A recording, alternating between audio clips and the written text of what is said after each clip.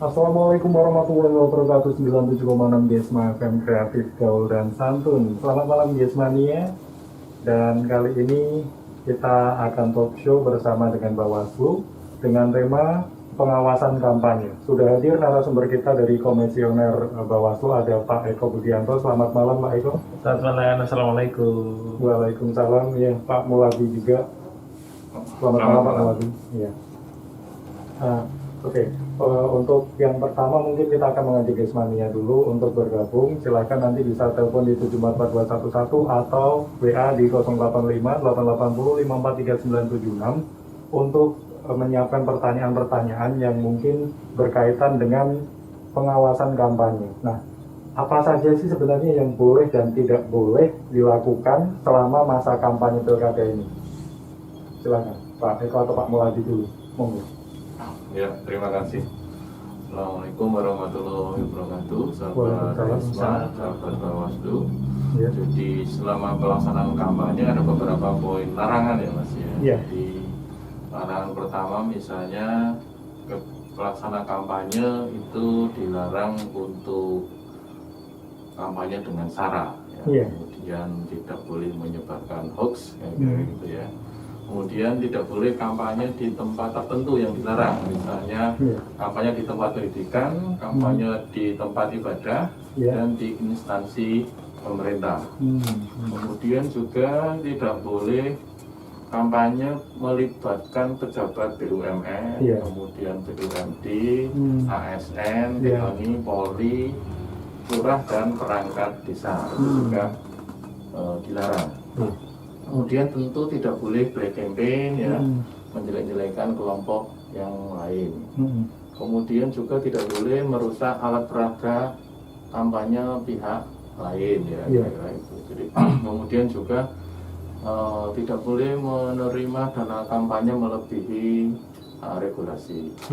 Kemudian dilarang juga misalnya kalau kegiatan kampanye dilakukan dengan arah-arahan atau konvoy, baik dengan jalan kaki atau menggunakan kendaraan. Jadi cukup banyak Mas sebetulnya. Tentu tidak boleh mempersoalkan Pancasila, dasar negara yang sifatnya fundamental, itu tentu tidak boleh juga dalam kegiatan kampanye paslon. Kemudian problem kedua adalah terkait dengan sebetulnya kalau tidak ada faktor pandemi, tentu kampanye itu akan lebih marak ya. Nah, sekarang karena ada faktor pandemi, PKPU 13 2020 melarang kegiatan kampanye tertentu. Jadi misalnya rapat umum, kemudian kampanye dengan menggunakan kegiatan jalan sehat, kampanye dengan bentuk kegiatan budaya, kemudian donor darah, kemudian senam olahraga. Jadi hal tersebut karena faktor pandemi kemudian dilarang. Itu garis besarnya. Oke, baik. Bagaimana pengawasan kampanye di era pandemi ini yang dilakukan oleh Bawaslu? Apakah sama dengan pengawasan di masa sebelum pandemi atau ada strategi baru nih? Assalamualaikum warahmatullahi wabarakatuh. Waalaikumsalam warahmatullahi wabarakatuh. Nah, seperti ini Mas. Tentunya sekarang itu kan pandemi ya. Sekarang masa pandemi ini tentunya berbeda dengan yang kemarin-kemarin ya. Adanya kampanye itu tentunya ada batasan-batasan. Nah, tentunya kalau sekarang itu kalau kita melihat adanya kampanye, tentunya ada pembatasan di situ. Ada pembatasan di mana harus memperhatikan protokol kesehatan, disediakan hand sanitizer atau cuci tangan, kemudian jaga jarak, ya. Kemudian jumlahnya pun dibatasi, Mas, ya. Adalah 50 orang gitu, dan tentunya 50 orang ini tentunya kita perlu pengawasan ya, pengawasan. Siapa sih yang mengawasi kan gitu. Jadi dalam pelaksanaan kampanye ini tingkat kabupaten itu ada pengawas pemilu. Di sini ada namanya Bawaslu karena kita Bawaslu sudah menjadi permanen ya. Yaitu ada 5 orang ya, ada 5 orang kabupaten komisionernya. Kemudian di masing-masing kecamatan itu ada 3. Ada 3 pengawas, yaitu Panwascam namanya. Kemudian tingkat kelurahan atau desa ada pengawas pemilu desa atau kelurahan namanya PPD.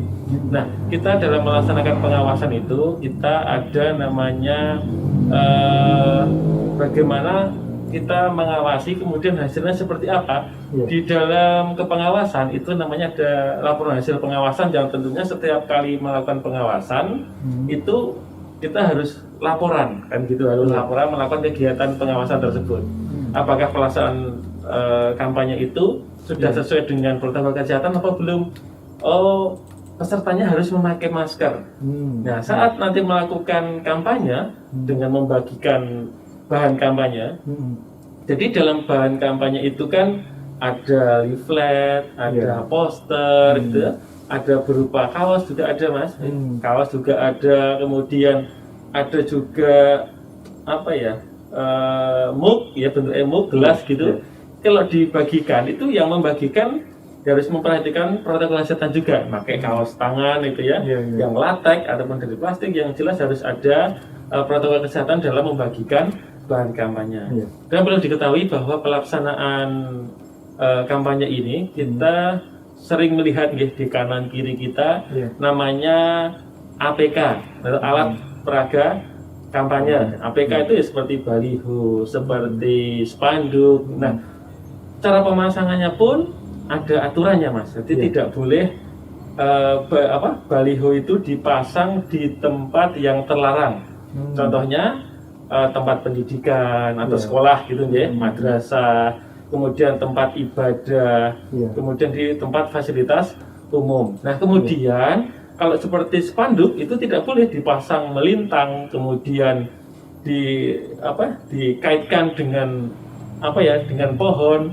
APK tidak boleh dipasang dengan cara memaku di pohon, ditempel gitu, nggak boleh. Jadi semua itu ada aturan-aturannya. Kalau di pandemi dalam melaksanakan kampanye ya harus salah satunya ya tadi harus memperhatikan protokol kesehatan, memakai masker, kemudian syukur-syukur mau memakai face shield ya saat membagikan bahan kampanye. Di mana saja saat kampanye harus memperhatikan protokol kesehatan. Seperti itu, Mas. Masih di acara talk show pengawasan kampanye bersama Bawaslu. Nah, kita tadi sudah ngobrol sedikit tentang sebenarnya apa sih yang tidak boleh dilakukan selama kampanye dan juga perbedaan dari kampanye selama masa normal dan masa pandemi. Nah, sekarang saya juga akan bertanya lagi ini tentang kampanye. Apa sampai saat ini itu bagaimana sih proses kampanye di Sukoharjo? Apakah ada temuan terkait pelanggaran atau belum ada atau berjalan dengan tertib seperti itu? Terima kasih. Mungkin Pak Muladi. Terima kasih. Jadi Sukoharjo alhamdulillah kegiatan kampanye paslon ini cukup marak. Kalau diukur dari jumlah ya.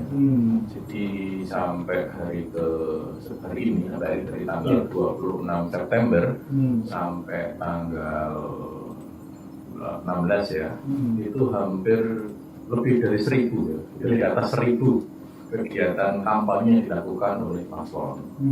Memang kegiatan kampanye ini paling tidak terdiri dari 3 model. Yang pertama adalah pertemuan tertutup, kemudian tatap muka dan dialog, serta penyebaran bahan kampanye. Tapi yang paling umum adalah tatap muka dan pertemuan tertutup. Jadi 2 paslon ini cukup berimbang kegiatan kampanyenya. Dan untuk di Jawa, dengan 21 pilkada Jawa Tengah, Sukoharjo relatif nomor 1 untuk jumlah kegiatan kampanye itu. Masih terbanyak kegiatan kampanyenya menurut data rekapitulasi Bawaslu di Jawa Tengah.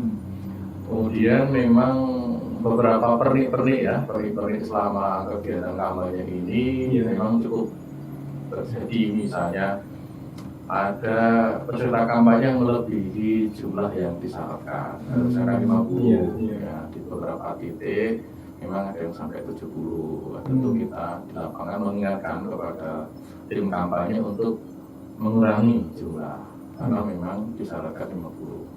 Ketika kita ingatkan tidak mau, tentu akan kita beri surat peringatan. Cuma alhamdulillah selama ini dengan peringatan lisan ini 2 pasangan calon di bawah ini cukup kooperatif lah kira-kira itu. Kemudian memang beberapa paslon ada model-model kampanye yang mungkin ya dalam ranah abu-abu ya, mensiasati ya kira-kira gitu, mensiasati ketentuan tentunya. Ya, tentu ini kami berharap tidak banyak terjadi, tidak banyak terjadi karena sebetulnya kampanye itu kan menyampaikan visi misi program yang tentu diharapkan masyarakat mempunyai kecerdasan ya untuk memilih para calon yang tentu akan sangat menentukan pemimpin Kabupaten Sukoharjo di masa depan. Kemudian tentu ada beberapa hal yang memang terjadi, misalnya keterlambatan pengajuan surat pemberitahuan. Jadi kampanye itu kan harus ada surat pemberitahuan kepada kepolisian ditembuskan kepada KPU dan Bawaslu. Nah, ketika ada keterlambatan itu kadang-kadang menimbulkan miskomunikasi di bawah. Ini kampanye belum mengantongi surat pemberitahuan atau bahkan STP, sehingga ingin di bawah itu padahal ya kita punya pengawas, karena ada yang sangat pengen tertib, begitu belum ada kampanye ini pengen Bugano. Jadi itu tadi semangatnya kita ada yang harus persuasif ya, karena kan tujuannya baik ya, kampanye menyampaikan program dan visi misi, jadi tentu harus dilakukan dengan cara-cara yang baik pula. Jadi ya memang kita tidak memungkiri karena waktunya juga mepet ya, kemudian tentu akan komunikasi antara tim paslon dengan jajaran di bawah itu tentu memang menjadi persoalan teknis. Kemudian yang tak kalah penting lainnya memang terkait protokol kesehatan ini ya, yang kebanyakan itu ya tentu menjaga jarak ini kan sederhana, tapi kan juga tidak mudah ya. Kemudian kita bisa maklumi Mas, antara ada hand sanitizer atau cuci tangan ya. Kalau di aturan itu kan kumulatif ya, dia harus jaga jarak, harus memakai masker, harus ada hand sanitizer, harus ada sarung tangan, harus ada cuci tangan ya. Tapi kadang kalau sudah ada hand sanitizer ya tidak, kita bisa abai, mungkin agak menyesuaikan terhadap ketersediaan cuci tangan dan sebaliknya. Tentu dengan mempertimbangkan tadi tujuannya kan baik ya, untuk mensosialisasikan program kerja, Bawaslu cukup mengawasi dan akan menindak pelanggaran. Tapi alhamdulillah selama proses kampanye belum ada laporan dari pengawas desa atau Panwascam yang merujuk kepada negatif campaign atau black campaign atau bahkan hoax ya. Jadi atau kampanye SARA ini belum terjadi di Sukoharjo yang laporan resmi ya, kira-kira sehingga alhamdulillah kegiatan kampanye masih berjalan cukup baik ya, tapi tetap saja ada pernik-pernik yang terjadi terkait dengan yang paling umum adalah alat peraga kampanye jadi APK ini, karena memang sampai hari ini alat peraga kampanye dari KPU itu belum maksimal ya, diterima oleh tim paslon 1 maupun 2. Sementara kami memang sudah sesuatu yang besar kita tertibkan alat peraga kampanye ini yang lama sebelum penetapan pasangan calon. Nah, ini menjadi kendala teknis. Ya ini misalnya tentu banyak masyarakat pengen melihat ya alat peraga ini, tapi memang karena belum siap sampai hari ini masih belum banyak terjadi di masyarakat terkait alat peraga ini. Jika kemudian muncul alat peraga yang kreativitas masyarakat itu yang tentu sudah kami laporkan kepada KPU, kita konfirmasi apakah alat peraga ini sudah sesuai dengan ketentuan KPU atau sudah mendapat persetujuan KPU atau belum. Nah, itu contoh-contoh penting-penting yang terjadi di lapangan. Untuk alat peraga tadi, apakah kalau misalnya dari tim sukses atau dari warga itu kalau ingin membuat itu harus disampaikan ke Bawaslu atau ke KPU dulu, Pak?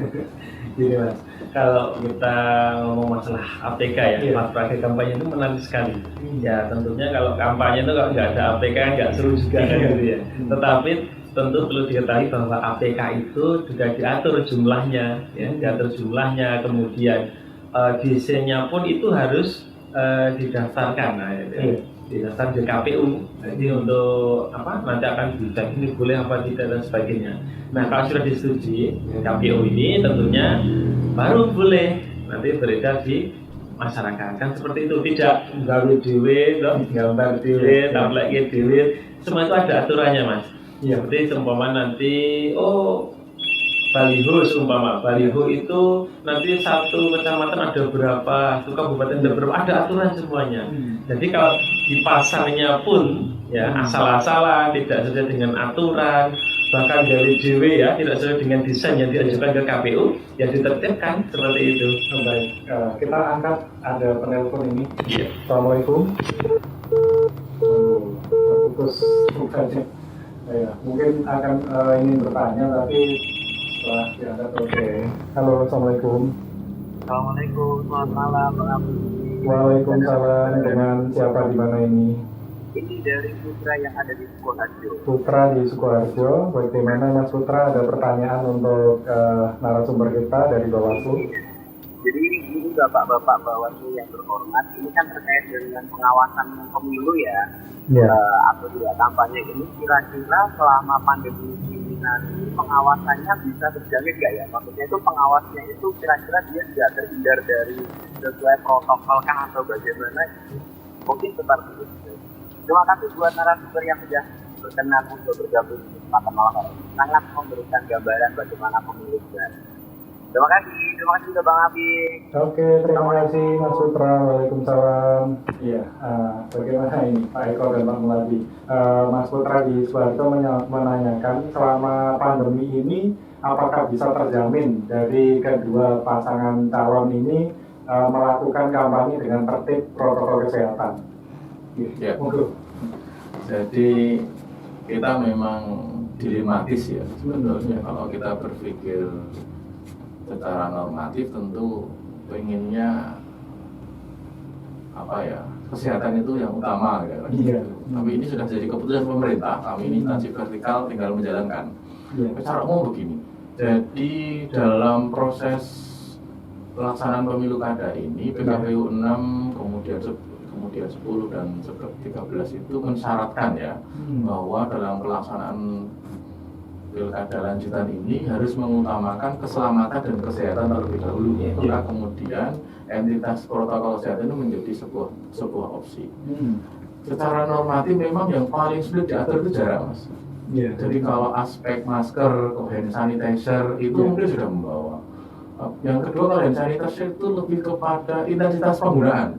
Jadi kadang orang bawa tetapi tidak secara kumulatif, misalnya setiap 1 jam memakai misalnya begitu. Ya memang ada problem dari sisi perbuatan dari warga masyarakat sebetulnya, lebih kepada masyarakat. Mungkin dari sisi menjaga jarak, kemudian menggunakan hand sanitizer kalau membawa itu mungkin kurang sering kira-kira begitu. Tetapi kalau dari sisi secara umum, tadi sudah saya berikan gambaran bahwa memang tetap saja ada potensi-potensi pelanggaran. Tadi misalnya regulasinya 50 orang, tapi ada juga yang melebihi kapasitas ruangnya. Kemudian menggunakan sarung tangan tentu ini ya tadi selama dia mau menggunakan hand sanitizer tentu tidak masalah. Tapi alhamdulillah kalau kita boleh jujur, belum ada klaster di Sukoharjo ini yang bersumber dari klaster kampanye.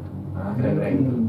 Jadi ada 13 klaster dari Dinas Kesehatan yang itu disebutkan dalam dari sekian ratus jumlah orang yang terpapar di Kabupaten Sukoharjo.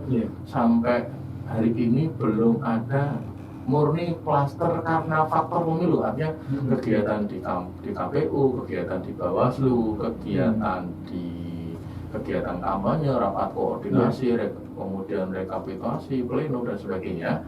Sampai hari ini alhamdulillah belum ada yang terpapar dari kegiatan proses pilkada ini. Jadi ini menunjukkan ya kita tidak ingin AB ya, tetapi ini memberikan gambaran. Tentu ke depan mesti lebih ketat lagi agar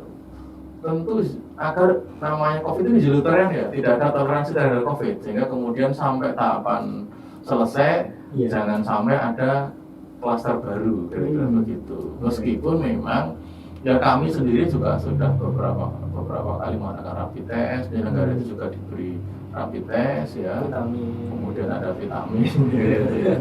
Bahkan saya sendiri sudah mengalami swab gitu ya.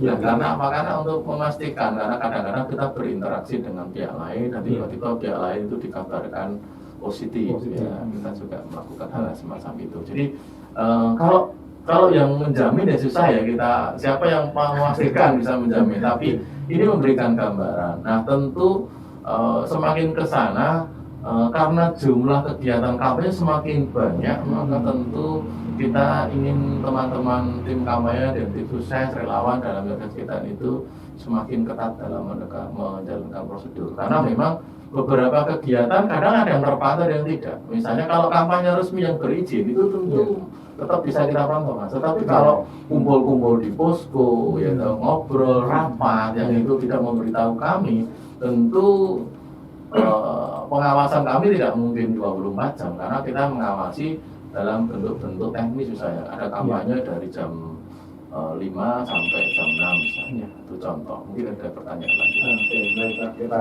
angkat dulu teleponnya. Halo, Assalamualaikum, selamat malam. Saya Iya. bertanya untuk saya Adnan Lutfi Fadil, Pak, Adnan, ya Mas Adnan dari mana ini Mas? dari Bulu. Dari? Bulu. Oh Bulu, iya. Enggak. Iya ya, gimana Mas? Ini Mas, terkait pengawasan pemilu. Kita pencoblos Iya. tahu kita kita posisi kasus COVID itu dari mana? Nah, tetangga kita misal ada tetangga terus tahu dia positif COVID itu dari mana? Terus aman nggak buat kita yang untuk para pencoblos? Itu yang pertama. Iya. Terus yang kedua adalah Iya, gimana Mas? Silakan.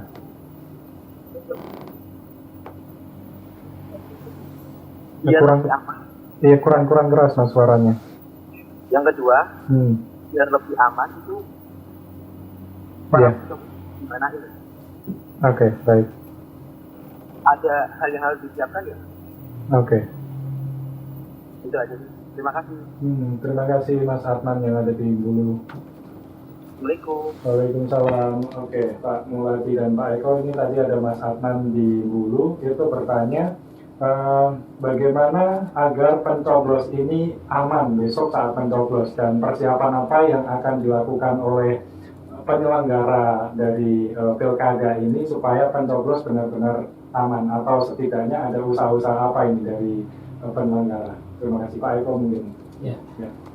Gini, Mas Adnan ya, persoalan dari Bulu gini, bagaimana si pencoblos atau yang punya hak pilih ini itu kan aman ya, aman di dalam pelaksanaan melakukan hak pilihnya nanti pada tanggal 9 Desember 2020 insya Allah nanti. Nah, Mas Adnan gini, untuk memastikan pencoblos atau yang punya hak pilih ini aman, yang pertama adalah lakukan nanti para yang punya hak pilih, masyarakat itu datang tetap dengan harus memperhatikan protokol kesehatan dan datang ke TPS ya, membawa syarat-syaratnya ya. Selain pencoblosnya ada syaratnya juga nih, ada undangan kan gitu, kemudian memakai masker, jangan lupa nanti sangu hand sanitizer gitu. Nanti saat datang tentunya nanti penyelenggara di sini KPPS ya, KPPS ini akan menyediakan protokol kesehatan yang ditentukan ya. Ada sarung tangan, nanti ada sarung tangan dikasih.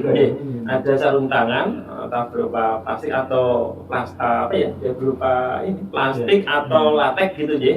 Nanti saat masuk gitu, nanti akan diukur dulu suhunya ya.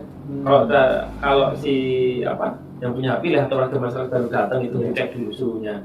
Kalau nanti suhunya lebih dari 37 gitu, tentunya kan nanti ya lerencek lah, mungkin karena perjalanannya kan panas ya, nggak bawa payung, nggak bawa topi gitu, kepanasan, lerencek dulu, baru nanti dicek lagi. Oh, kalau sudah sesuai dengan standar ukuran yang boleh masuk di TPS, baru nanti masuk dengan tetap memperhatikan protokol kesehatan. Nanti pakai masker, iya, sama hand sanitizer. Kalau ada, kalau tidak sudah disediakan kok nanti di TPS. Ya, nanti pakai sarung tangan. Nah, kemudian nanti saat masuk di bilik suara gitu, itu nanti juga setelah nyoblos gitu, nyoblos nanti dimasukkan, nanti kan keluar biasanya kan nanti ada ini tanda tinta. Nah, tentunya nanti akan ada aturan selanjutnya Mas, apakah nanti ditetes ataukah nanti dicelup. Nah, itu kita tunggu nanti ada aturannya nanti ya. Tentunya penyelenggaraan pemilu ini akan lebih aman kalau warga masyarakat sendiri juga memperhatikan protokol kesehatan, jaga-jaga diri kan, seperti itu. Bisa sanggup masker lah dari rumah. Kemudian nanti saat selesai di luar ada alat cuci tangan, ya cuci tangan lah, selesai seperti itu. Kemudian ya selesai dari coblos, pulang aja langsung ke rumah, gak usah mampir-mampir kemana-mana. Nah, seperti itu. Agar agar lebih aman, karena daripada nanti jalan kemana-mana atau berkerumun gitu ya, menunggu temannya, nanti malah jadi kerumunan yang tidak diinginkan. Seperti itu Mas. Oke. Banyak ada tambahan dari Mas Fuad. Mungkin ada tambahan Pak Melati, silakan. Ya, terima kasih. Jadi tentu TPS itu disiapkan semua kebutuhan terkait pencegahan COVID. Nah, kemudian diharapkan juga warga ini kalau datang ke TPS jangan bareng-bareng.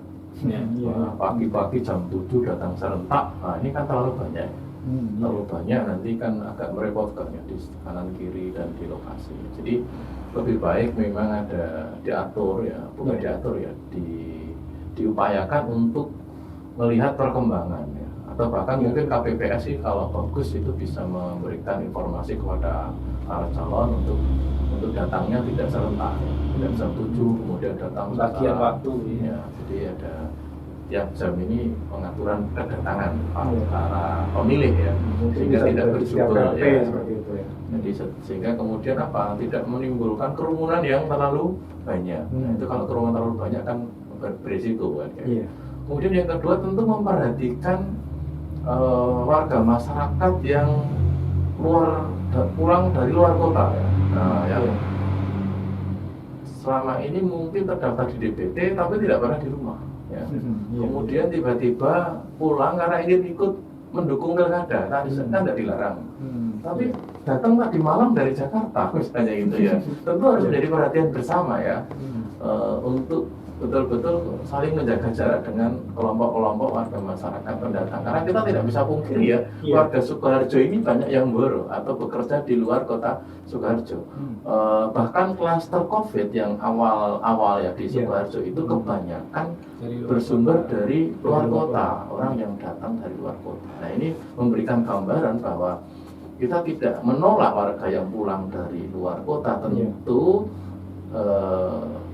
sikap ya dengan warga ini agak berbeda ya, dalam arti orang usah dalam proses di TPS itu tidak usah salaman dulu lah, tidak usah banyak ngobrol gitu ya, langsung to the point, intinya bagaimana ya, datang menjaga jarak, tidak banyak berbicara, tidak usah bersentuhan dengan sesama warga, kira-kira begitu, fokus kepada kegiatan pemilihan, kemudian datang di jam-jam yang memungkinkan. Kalau masih padat ya pulang dulu, nanti datang agak siangnya dan seterusnya. Jadi ini memang harus dibutuhkan kerjasama dari semua pihak, dari semua unsur. Kemudian juga memang di situ ada linmas, ada polisi yang menjaga dalam situasi tersebut, dan KPU juga menyiapkan TPS khusus ya terkait orang yang sakit, kemudian orang. Jadi tentu menjadi perhatian kita untuk teman-teman yang sakit ya. Kemudian juga teman-teman yang sudah sepuh ya, punya problem jantung, kemudian darah tinggi, ini kan kelompok yang berisiko. Kemudian juga tidak usah membawa anak dalam kegiatan mencoblos. Ini ibu ya, kita memberi saran himbauan tidak usah melibatkan anak-anak dalam kegiatan mencoblos. Baik, masih di acara talk show bersama Bawaslu dengan tema pengawasan kampanye. Nah, di sini sudah ada yang tanya di WA, Pak Melati dan juga Pak Eko. Assalamualaikum warahmatullahi wabarakatuh. Waalaikumsalam. Dari Tafia Sauda di Kartasura. Selamat malam Mas Taufik dan juga Bapak Muladi dari Bawaslu Sukoharjo. Ini talk show yang bagus. Selamat buat Bawaslu Sukoharjo. Nah, mau bertanya ini. Kalau ada APK dipasang di tanah kosong, kemudian pemiliknya tahu dan keberatan, maka bagaimana cara mengajukan keberatan? Apakah langsung kepada Cagup dan Cawabuk atau kepada Bawaslu? Terus, apakah ada nomor WA yang mudah diakses? Terima kasih. Oke. Baik, sebelum menjawab pertanyaan ini, kita akan menerima penelpon. Halo, Assalamualaikum. Ya, Waalaikumsalam. Iya. Saya Mas Guntur dari Bagi Sukoharjo, izin bertanya. Mas Guntur dari mana? Bagi Sukoharjo. Dari Sukoharjonya di sebelah? Bagi. Oh, Bagi Sukoharjo. Oke, baik. Mas Guntur, gimana Mas Guntur? Kan kampanye dan juga pemilu kan tidak lekat dari yang namanya kampanye, dan kampanye itu salah satunya bentuknya yaitu konvoy. Nah, yang saya tanyakan yakni bagaimana proses dari pengawasan kampanye tersebut, apalagi dalam bentuk konvoy, dan apakah konvoy-konvoy yang biasanya dilakukan itu diizinkan atau bagaimanakah mungkin untuk mencegahnya sebuah sanksi yang ditetapkan untuk pendukung atau tim sukses yang menyelenggarakan konvoy tersebut. Baik. Oke. Ya, terima kasih Mas Guntur yang ada di Bati. Oke, terima kasih. Assalamualaikum. Waalaikumsalam. Oke, baik. Ini Pak Eko dan Pak Muladi, Mas Guntur di Bati tadi menanyakan apakah konvoy itu diizinkan atau tidak, dan kemudian kalau tidak dan melanggar seperti itu apakah ada sanksinya seperti apa? Itu. Terima kasih. Pak Muladi dulu atau Pak Eko dulu, silakan. Ya, terima kasih. Jadi pertama, konvoy itu dilarang ya dari baik pandemi maupun tidak pandemi. Sebetulnya konvoy dengan arah-arahan baik model jalan kaki maupun menggunakan kendaraan baik roda 2, roda 4, sepeda, becak ya, apapun medianya itu dilarang ya, tidak boleh. Jadi kalau kita ketahui di saat pertama, tentu kita bersama kepolisian akan membubarkan. Kalau kita tahu di saat pertama kejadian ya, di TKP, Bawaslu, Panwaslu mengetahui bahwa ada pelanggaran tersebut, bersama kepolisian kita akan membubarkan kegiatan yang seperti itu. Sanksinya langsung ya, kira-kira begitu ya. Yang kedua, kalau memang ya kita berikan teguran dan peringatan kepada tim kampanye di paslon. Bahkan dalam batas-batas tertentu, jika memang unsur-unsur pelanggaran itu pidananya bisa masuk, tentu akan bisa beraspek ke pidana pemilu. Tapi kita berharap itu tidak terjadi. Secara umum adalah kegiatan yang dilarang. Jadi tentu memang yang itu direncanakan ya. Tentu. Tapi kalau kemudian tidak direncanakan, tentu ada perbedaan perlakuan ya.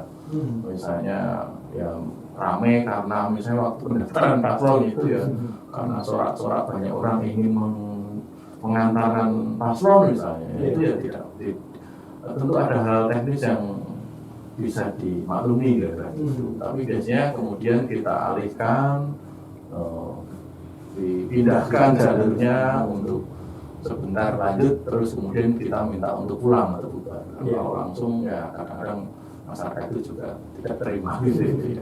Kemudian yang kedua terkait pertanyaan yang alat peraga kampanye ya. Jadi pada prinsipnya pemasangan alat peraga itu harus di tempat yang diizinkan, diperbolehkan. Kemudian memperhatikan keselamatan, memperhatikan aspek misalnya keindahan, estetika dan seterusnya. Jadi banyak sekali aturannya. Nah, apabila ada alat peraga kampanye yang dipasang di rumah warga ataupun tanah kosong dan dimanapun tempatnya, di luar sudah median jalan ya, kalau di jalan ini kan memang publik ya. Kalau sudah melewati median jalan itu tentu harus ada izin, Mas. Ya. Kalau rumah jelas itu ya harus izin dari yang punya tanah atau punya rumah. Nah, izin itu sejelek-jeleknya izin lisan. Izin lisan itu sudah dibuktikan kalau kemudian kita verifikasi kepada tuan rumah atau pemilik tanah itu bagaimana ini pemasangan APK ini boleh nggak? Nggak apa-apa Pak, itu untuk pemilu lah. Berarti itu izin lisan. Kalau yang sesuai regulasi bagaimana? Izin tertulis mas. Kalau regulasi ada izin tertulisnya, jadi saya tim sukses mau memasang APK di sini telah mendapat persetujuan dari si pemilik tanah atau pemilik lahan. Bagaimana jika pemasangan itu tidak izin? Kalau tidak izin dan pemilik tadi membolehkan dengan bahasa lisan tadi tidak ada masalah. Tapi kalau tidak izin dan kemudian pemilik merasa keberatan kan kira-kira begitu, segera lapor aja kepada penyelenggara pemilu. Nah, itu ada dua mas, dari KPU kepada Bawaslu. Tidak perlu ke Bawaslu juga, cukup datang ke kantor kecamatan. Di setiap kecamatan itu pasti ada PPK dan Panwaslu kecamatan. Nah, langsung aja laporkan kepada pihak-pihak tersebut. Tentu akan kita tindak lanjuti dan kita akan beri peringatan 1 kali 24 jam untuk segera dilepas. Kalau 1 kali 24 jam tidak dilepas, tentu kita akan lepas. Kira-kira begitu. Oke. Nah, mungkin ada tambahan dari Pak Eko. Jadi gini, tentunya masyarakat di Sidoarjo ini kan saya sampaikan itu adalah kita punya hajat ya. Iya. Nah, hajatan bahwa masyarakat Sidoarjo ini salah satu adalah ini pilkada pilihan bupati wakil bupati. Tentunya hajatan orang punya hajat itu kan rasanya kan senang gitu ya. Ya orang pernah hajat tak gawe kan itu dia senang. Jangan sampai senang-senang ini juga kebablasan. Kita ada aturan-aturan main di mana sama seorang hajat itu kan ada aturan mainnya juga gitu kan, kapan metu wedang, kapan metu sukuan yang lain. Nah tentunya hajatan dalam bentuk pilkada ini saya harapkan juga peran serta dari masyarakat untuk ikut mengawasi. Nah, selain kita Bawaslu dan jajarannya ya Panwasam, PPD atau PP pengawas pemilu desa kelurahan ini, tentunya masyarakat juga bisa berperan di sini sebagai pengawas partisipatif. Artinya apa? Nanti ikut membantu dalam melakukan pengawasan, ikut menyampaikan atau bisa juga ikut menegur ya. Seumpama sudah ada potensi pelanggaran seperti itu, kok masyarakat takut bisa disampaikan ke kita. Di Bawaslu dan jajarannya itu lewat apa? Nah, kalau Pak Eko. Nah, nanti bisa juga nanti bagaimana cara melaporkannya atau menyampaikan yang saya lihat di sana itu ternyata pemasangan APK melanggar gitu deh. Itu bisa lewat kita ada medsos ya, ada medsos, ada Instagram, ada Facebook, ada email, dan juga tentunya ada kontak person dari Bawaslu ya, komisioner Bawaslu seperti Mas Melati dan saya. Nah, apabila nanti kok melihat ada pelanggaran seperti itu bisa disampaikan via medsos ini, bisa juga lewat email kita. Kalau ingin informasi Bawaslu Sukoharjo itu juga ada channel YouTube ya, yaitu Bawaslu Sukoharjo. Kemudian kalau ingin melaporkan adanya pelanggaran gitu deh, bisa juga lewat email. Nah ya ada, itu email kita juga ada. Dan kalau nanti bingung bisa Google itu kan sekarang sudah sudah terkenal ya. Bisa juga diketik di Google alamat Bawaslu Sukoharjo, nomor telepon berapa, Instagramnya apa, Facebooknya apa, ada sudah jelas di situ. Nah nantinya tapi perlu kita sampaikan bahwa seumpama nanti ada pelanggaran yang diketahui masyarakat, jangan takut untuk melapor. Cara melapornya bagaimana? Bisa langsung datang ke kantor Bawaslu dan jajarannya, bisa ke Panwasam juga ada. Kemudian tapi perlu diingat juga saat melaporkan harus tahu yang dilaporkan siapa, bentuk pelanggarannya apa.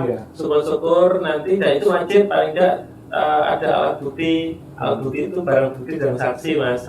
Barang buktinya apa? Barang buktinya waktu membagikan sembako seumpama seperti itu. Ya syukur ya itu sebagai alat buktinya. Itu disampaikan saat melapor. Nah, kalau misalnya seperti APK tadi itu, apakah foto saja sudah cukup atau gimana? Nah, ini kok ada foto dulu kan, pemasangannya di tempat tanah yang kosong yang mungkin tidak berizin atau mungkin belum diketahui gitu. Itu kok pemilik tanah kok merasa keberatan. Tahunya dari mana kita kalau keberatan gitu kan? Dari foto kemudian dikirim lewat email ke Bawaslu Kabupaten Sidoarjo. Nah kemudian kita tentunya akan cross check. Kita tidak langsung ini pelanggaran, kita akan cross check dulu tempatnya mana. Itu termasuk di Kecamatan Kartosuro semuanya. Tentunya kita juga akan konfirmasi dengan rekan pengawas kita di tingkat kecamatan yaitu Panwascam Kartosuro untuk dicek delala kok itu di desa Gumpang seumpama. Nanti tentunya Panwascam juga ada PPD pengawas tingkat desa itu akan ngecek benar di situ kemudian dicek pelanggarannya apa. Nah kita akan telusur sampai situ.